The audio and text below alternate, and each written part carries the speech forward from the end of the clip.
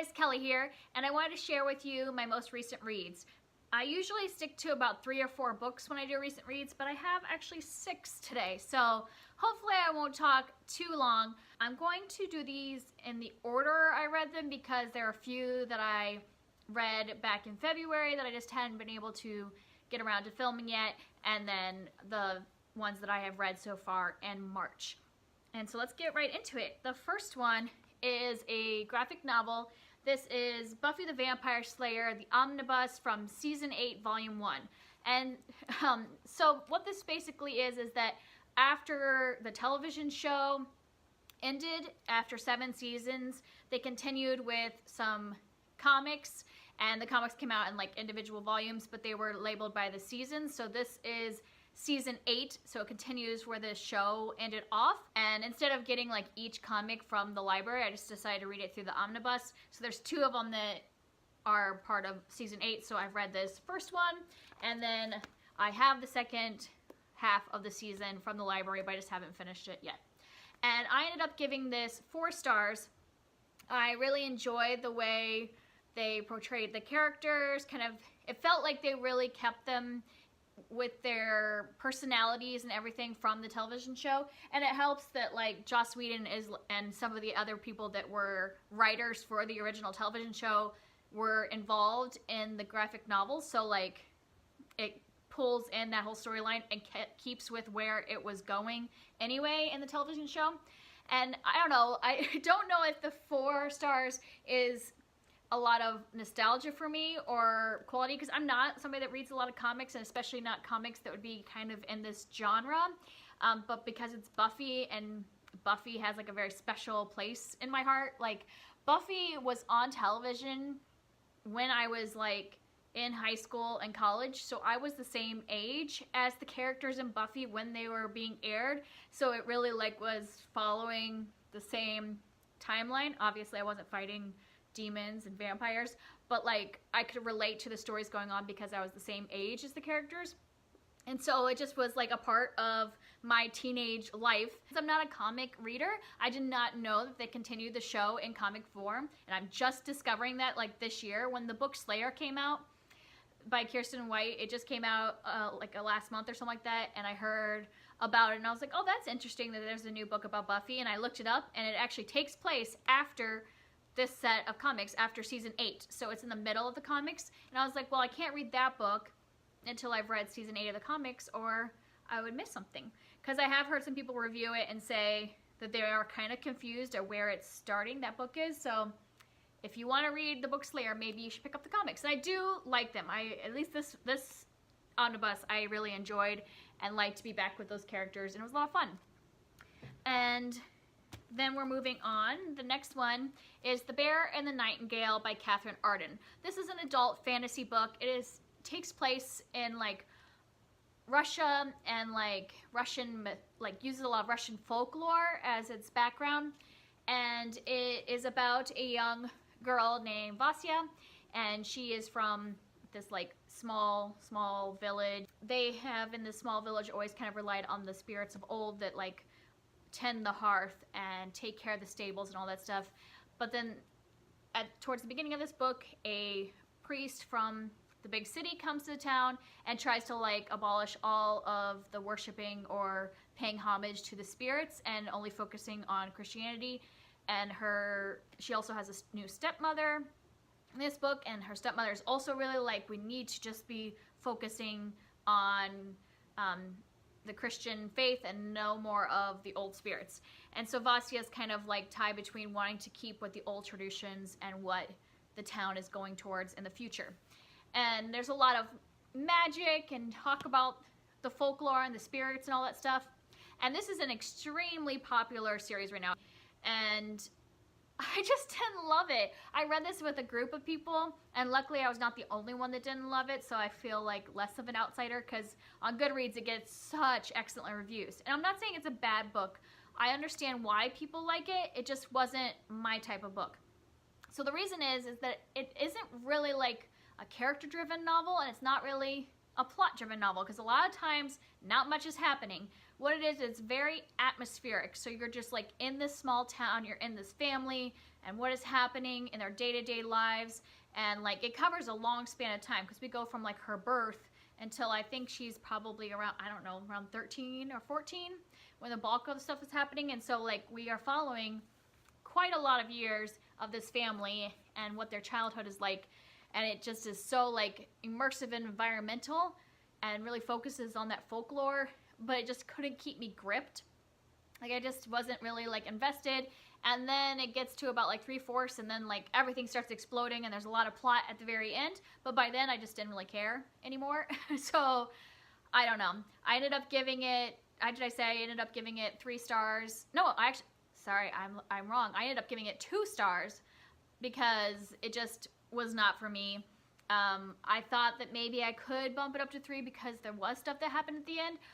But then I was really thinking about it. It's just not enough for me to make up for the fact that I like trudged through 200 pages of not really much happening that wasn't like captivating me. And I'm not making fun of like if other people like it. I totally get that when people like to be immersed in that, and I understand why people enjoy it. It just was not for me. So just keep that in mind. And maybe there are other people out there that are like afraid to say they don't like it. So talk to me down below if you also didn't really like it. And then my next book, the last one I read in February, was The Last Time I Lied by Riley Sager. And this is a thriller about a woman who, she is currently like I think 28 or 29. When she was 13, she went to a summer camp and something bad happened that summer. All of the girls in her cabin, so there was 3 other girls staying in her cabin, they all disappeared one night, never to be heard from again. And so 15 years later, this is when the beginning of this book is happening. So now in current times, she is having a big art show because she is now an artist. And at the show, the woman who owned the camp 15 years ago asked her to come back to the camp as an instructor, that she's reopening the camp for the first time in 15 years and would like to bring back people that she knows from the like alumni from the camp to be instructors. And she wants her to teach painting to the teens and I think there might be kids of all ages, but all I ever heard about were teens, so it might only be for older kids. And so she agrees to do that, and mostly because she still hasn't gotten over the disappearance of her cabin mates, and it's just affected her whole life. And she thinks by being back at the camp, maybe that she can solve what happened to them and just at least put some closure in that part of her life and move on from it. And so it is like a thriller mystery. We're kind of learning about what happened 15 years ago, and at the same time we are in current day of her trying to figure out the mystery and investigating the property and the people and all that stuff, because there's a lot of the same people from that time when the disappearance happened. And this is the first time I've ever read a book for Riley Sager. I would definitely try another one because I really enjoyed it. I gave it 4 stars. I thought it was interesting the whole time. I liked that even though there was the time jump, that the times we got back into 15 years ago were kind of short, so it didn't feel like a complete pull out of the present time. It fit in with what was happening currently. Like her memories were being triggered and she would go back to a memory and then return to what was happening in present day. I also thought there was a lot of good twists and turns. I did not predict the whole ending, so that was great. The ending was really thrilling of what was happening and everything, so I did really enjoy this book. I did not give it 5 stars though, and it's kind of a silly reason why I didn't think this was like the perfect thriller, and that is because I worked in camping for like 14 years. Like that was my main career before I had kids, was working at camps. And there were some things that in this camp I'm like, there is no way. Even 15 years ago, it would have been early 2000s. There is no way they would have gotten away with some of the things they were doing at this camp. Like the fact that there were 4 girls in their teens in a cabin with no adult. Yeah, that would not happen. Especially in that time frame. Like, there's no way. Even if they're teenagers, you're gonna have an adult in that room, or else it's neglect. And so like there's no, like, not saying that girls couldn't go missing, but there would have been an adult present. And in this book there are like no adults that were watching the kids. I don't know. so that brought it down for me, which I know is a really silly thing because who would even like think about that except for somebody that actually worked in there, and I'm just like, where's the supervision? No wonder 3 girls are missing, and how did that woman not get like arrested, the woman that owns the camp, just for the fact of neglect? Like, sorry, I don't know. All right, so those are the last of the books that I read in February. So we're moving into my March reads. I've already read 3 books. I know it's like the 4th of March, and I've already read 3, and that's because my goal, if you didn't watch my TBR video, is to read a book every day in March so that I can read 31 books during the month. And the way I am doing this is I'm also reading mostly middle grade books because of Middle Grade March, which is a readathon hosted by Books and Jams and Life Between Words. I'll link them down below. And you know, the readathon lasts the whole month, and they're just saying even if you read 1 middle grade book, you're participating. But I had a lot of middle grade books that I haven't gotten to yet, and I just thought this is the time to do it and try to like challenge myself to read a ton of books. And so I am combining both books that I haven't read yet that are middle grade, newer books that came out. I enjoy middle grade myself, but I also want to build my daughter's libraries, and so like I'm seeking out books that I think would be good for them when they get a little older. And I'm also going back and reading some of my childhood favorites just to see if they still hold up, if they're still relevant today, if I would still recommend them at this point when it's like, you know, 30 years later from when I would have read them. So the very first book I finished was James and the Giant Peach by Roald Dahl. I actually listened to this on audiobook, and I really enjoyed the audiobook version, but there's a couple reasons why maybe you shouldn't use the audiobook for kids. I'll tell you in a moment. I ended up giving this 4.5 stars. I rounded it up to 5 on Goodreads because I really enjoyed it. Roald Dahl was like one of my favorite authors when I was a kid, and I haven't read one of his books probably since I was in my like elementary years. So I was kind of like worried to go back and read them, and I still just thought this was so magical and so wonderful. I enjoyed the whole thing, even just as an adult, like not even like thinking about reading this to my kids. Like I just enjoyed the story. And for those of you that don't know, it's about a boy named James whose parents have died, and so he is now living with his aunts. And his aunts are on par with like the Dursleys from Harry Potter. Like they are really horrible people and they treat him really badly. And one day some magical thing happens and this peach grows to like enormous size, and he goes on an adventure on the peach with really giant insects. And that's basically what happens. A lot of adventure and things happening with James and these insects. And I just adored it. The audiobook narrator did like individual personality kind of voices for each of the insects, and I just really enjoyed seeing them as individuals and their interaction with each other. It was really great.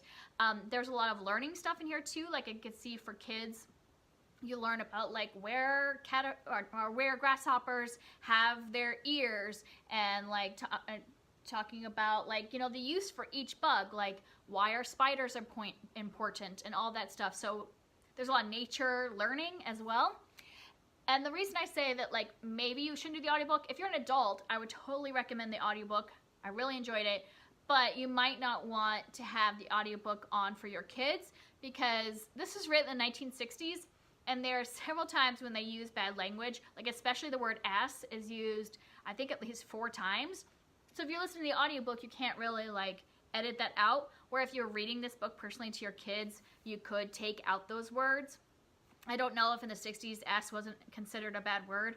I don't usually would use that word in front of my kids. So if I were reading this out loud to them, I would just input another word in there. But you can't really avoid it in the audiobook. So just keep that in mind if you want to listen to this with your kids.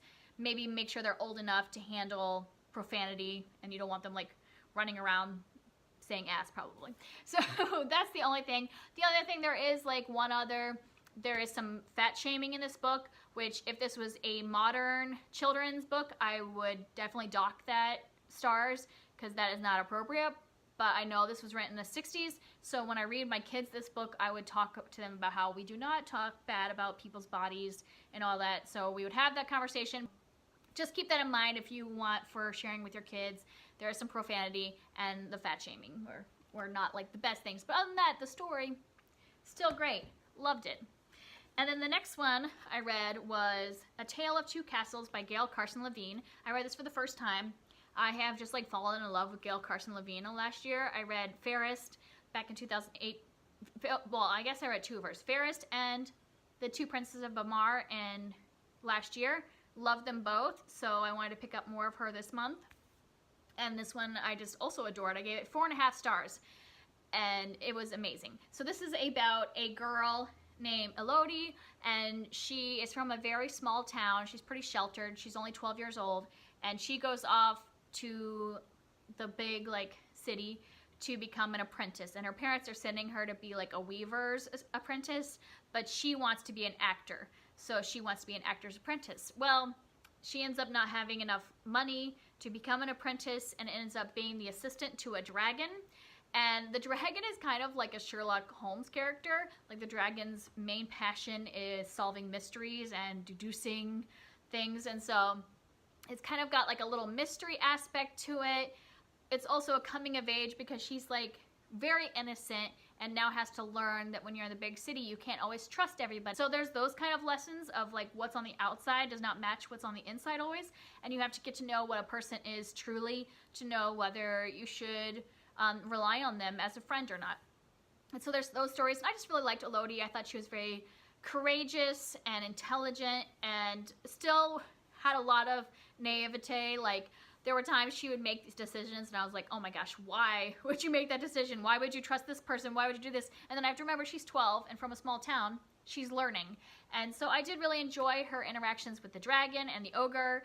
And so I very much enjoyed this book a lot. It did get a bit, I don't know, repetitive, I would say, in the middle. So I didn't want to give it a full stars because there were some things I would maybe tweak, but overall I loved it.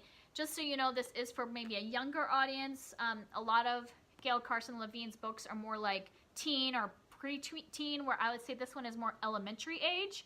Like, I would even read this to my kids when they're in like 1st or 2nd grade, because there wasn't really any inappropriate stuff. There wasn't a romance, anything like that. Like, it was very like more of a younger audience. And then my last book is Flipped by Wendell Van Draanen. This is a book about 2 kids, a boy and a girl, and kind of their interactions with each other from 2nd grade up until 8th grade. So this takes place in a long amount of time. And the thing with this one is that it always seems to be advertised as a romance and like about first love and all that stuff. And that's how I always heard it described. And when I was looking on Goodreads, that's what people are always talking about.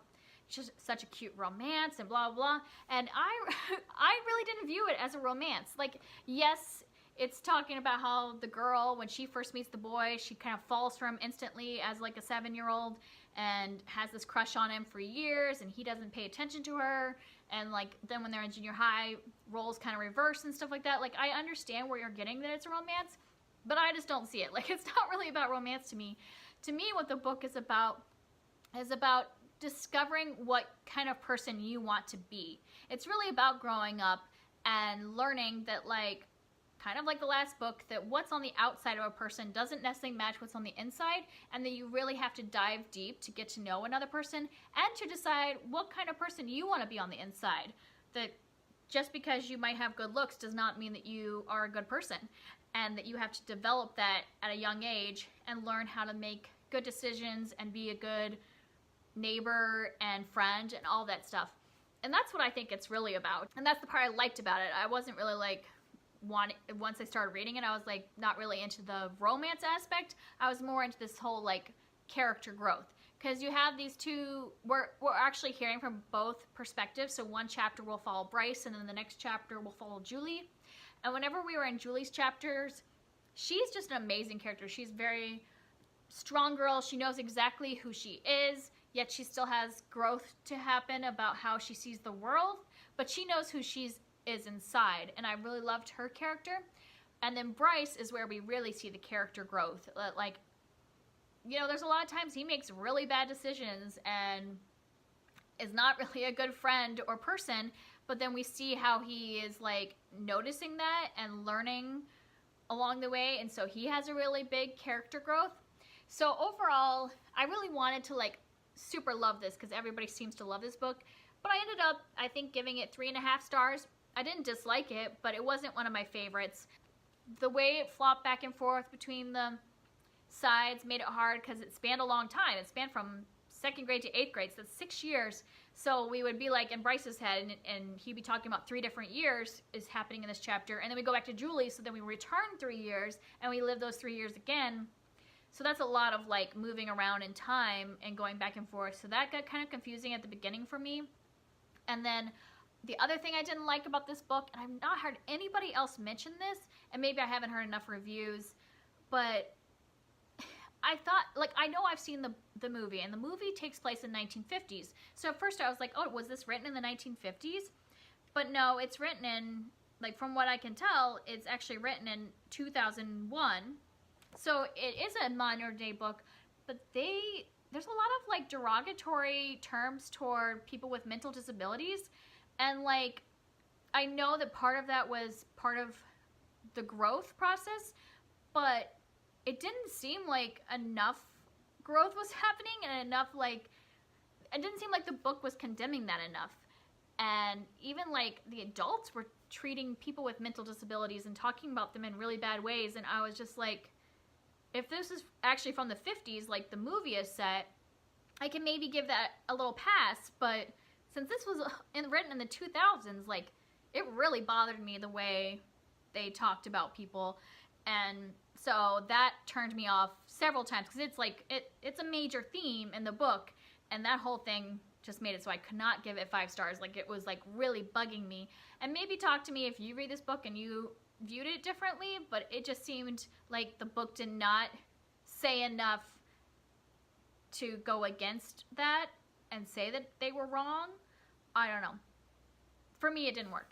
So it wasn't my favorite of the, like, middle grade books I've been reading so far, but I do think there's some good lessons to be had. There was definitely some quotable lines from Bryce's grandfather. He was my favorite character, and he seemed to be like the moral compass for the whole book, and so him alone makes it maybe worth reading it for a kid. But I don't know, there was enough things that, like, I probably wouldn't add it to my library, but I don't, like, regret reading it. So that's everything that I have read recently. If you have any comments on these books, please put them down below. Thank you.